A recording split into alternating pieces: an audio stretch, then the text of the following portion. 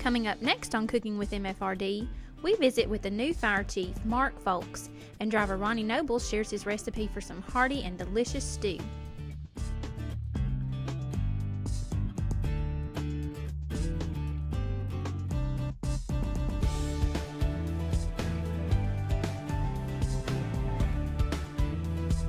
Hello, and welcome to Cooking with MFRD. Before we get started on our recipe, I'd like to introduce you to a very special guest. This is Chief Mark Folks. He's our new fire rescue chief at Murfreesboro Fire and Rescue Department. Welcome, Chief Folks. Thank you, Ashley. Glad to be here. Great. Well, tell us a little bit about your background in the fire service. Well, I come to Murfreesboro with about 25 and a half years experience. I was started with the Knoxville Fire Department in 1990, progressed through the ranks to assistant chief there, primarily over special operations. When I became the assistant chief, 2006, I went to Greenville as the fire chief there, and I've been there almost 9 years before being selected for the fire rescue chief position for the Murfreesboro Fire Rescue Department. Well, he's been with us for about 4 weeks now. So, Chief, tell us what you've learned about the MFRD family so far. Well, I'm very happy to be here. Murfreesboro has a great group of personnel serving their citizens in the Murfreesboro Fire Rescue Department. They're a great group. They really care about this community, and the citizens ought to be proud of their public servants in this community. Chief, we know you got a busy day ahead of you, so we're going to get to our show. We're going to let you go, but we have a great recipe for you today. It's called Nobie's Hearty Stew, and you're going to need to grab the following ingredients. 5 pounds of potatoes, peeled and thinly sliced, 1 pack of skinless smoked sausage or kielbasa, 1 bottle of crushed California garlic, you will use that to taste, 1 onion chopped or sliced, 1 stick of butter, and 1 4-pack of corn nibblers. Welcome to the show. I've got driver Ronnie Nobles here with us today, and he's going to be sharing with us Nobie's Hearty Stew. Hi there, Ronnie. How are you? I'm fine. Good. Thank you for being with us today.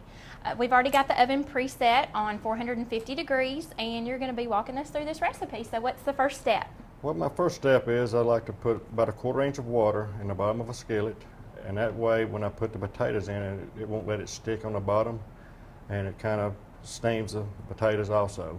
Okay, and so 1/4 inch you said of water? Yes. Okay, so we'll go ahead and do that, and then Ronnie's also already peeled some potatoes for us. He did about 8 potatoes, and he sliced them really thin. And Ronnie, tell us why you sliced these so thin. Is that to make them cook quicker, or?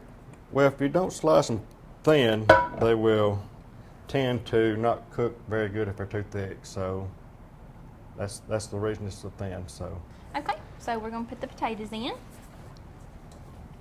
And most of this is going to be hand work, so Ronnie does have clean hands. I watched him wash them, and I washed mine also. Okay. Thank you. And so what's the next step once we get these thinly sliced potatoes in? My next step is I like to put salt and pepper thoroughly all on top. And that's about a 12-inch cast iron skillet, is that correct? Is that the best thing to cook this in? That's correct. And I move it around where I can get it on all the other parts of the potatoes underneath too. Okay. And at the fire hall, I'm assuming you use a much larger skillet or several skillets because there's a lot more mouths to feed. Yes, we do. We use a skillet probably 3 times this big. Wow. And it takes a total of 10 pounds of potatoes to do what I'm doing here now. Wow. Ronnie is a driver at our headquarters fire station on Vine Street on A shift, and you've been with us how long now? 25 years. 25 years. Well, congratulations. Thank you. You're welcome. I have about 25 to go. My main ingredient to this is the California garlic. I mean, it all depends on how much garlic a person likes, but I like a lot of garlic, and the guys I work with like it too. So I like garlic. That's another reason I use this particular one. Now, what's the difference? That's a blend, I guess. So what's the difference in California garlic and just your regular garlic powder?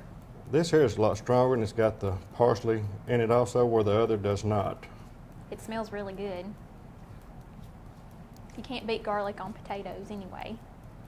After I get the garlic all of it really, really good, then I'll take my onions, and that's my next step. We just kind of coarsely chop those onions, is that correct? Yes. Now you're using just a white onion today. Could you use like sweet onion or red onion? You sure can. Okay. And I get that all over the top, make sure it's all the way on the sides and everything, so. We don't want to forget that one. True. After I get that all spread out, I take 1 stick of butter and I just kind of cut it off in small little pieces, and that goes over top of the onions. And we need to use regular whole butter for this, correct? You can use this or the other, either the squeezed butter. Okay. Oh, squeezed butter will be a little easier, but as long as we got a lot of butter on there, we're okay, right? And this butter, what it does, it gets down in all the potatoes and just kind of just melts on down in and just gives it a better flavor too. So butter makes everything better.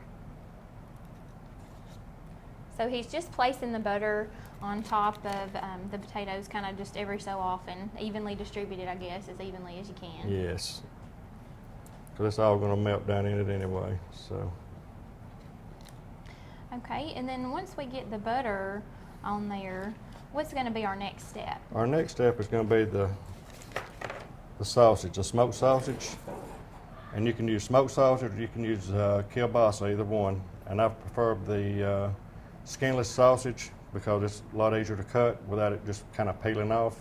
And I try to place my sausage on here evenly also. Now, you use just the regular smoked sausage. If somebody liked it hot, they could do a little bit spicier. Is that correct? That's correct. I know sometimes the firehouse crews like their food a little spicy. Yes. So how long have you been making this recipe? I've been making this probably 23 years. Wow. And how did you develop it? Well, I developed it, a guy that I used to work with, one of my former captains, he kind of named this after me. And matter of fact, that's just, once he fixed it, I had to have some myself because it was so good that I just had to try to fix it myself, and it turned out really awesome. And now you're asked to cook it all the time, right?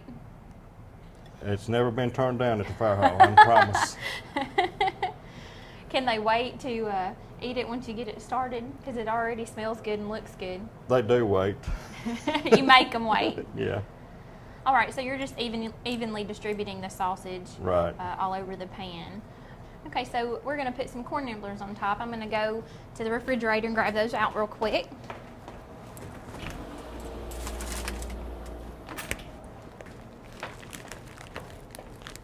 Okay, and what's the purpose of putting the corn nibblers on top?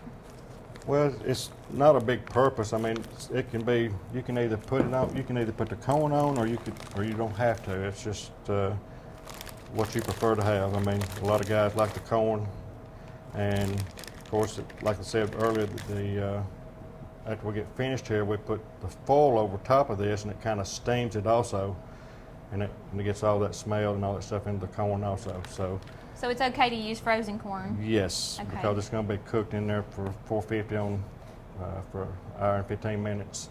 And when I get done with this right here, my final step is I'll add more garlic. Like I said earlier, if you like plenty of garlic, then it really makes the taste better to me. So. And I'm sure that the corn imparts a little bit of a sweetness to the dish too, with all that It does. salty and garlic. And this is the finished product, other than just getting it ready.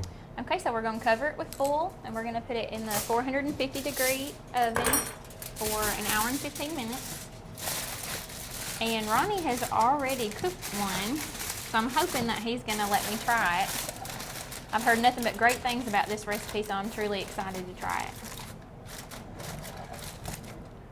And all I got to do now is just put this in the oven, and we're finished after an hour and 15 minutes.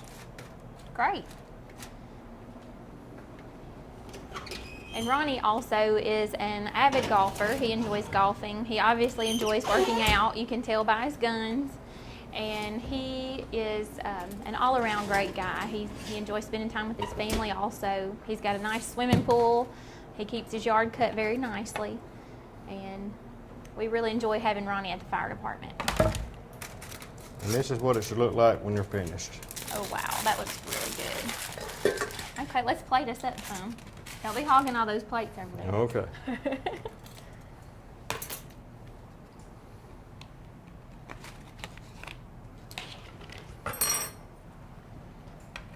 And don't skimp out on my portion either. And this is extremely hot, so you'll have to keep your hand with this on here where it won't burn you. I'll take a little piece of corn too. But I'm not going to eat that on TV because it'll get my teeth. All right. And if you'll hand me a fork, go ahead and plate you some up too, Ronnie. These are the fruits of your labor. Make sure I get a sausage. Thank you. And a piece of potato.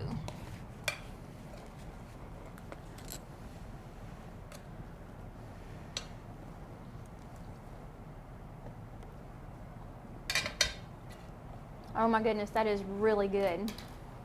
That is really good. You can really taste that garlic in there. You can taste the black pepper. You can taste the hint of sweetness from the corn. The sausage is great. It's really good. Nice and buttery and tasty. For this recipe and more, visit us at www.murfreesborotn.gov/cookingwithmfrd or view our past shows on YouTube.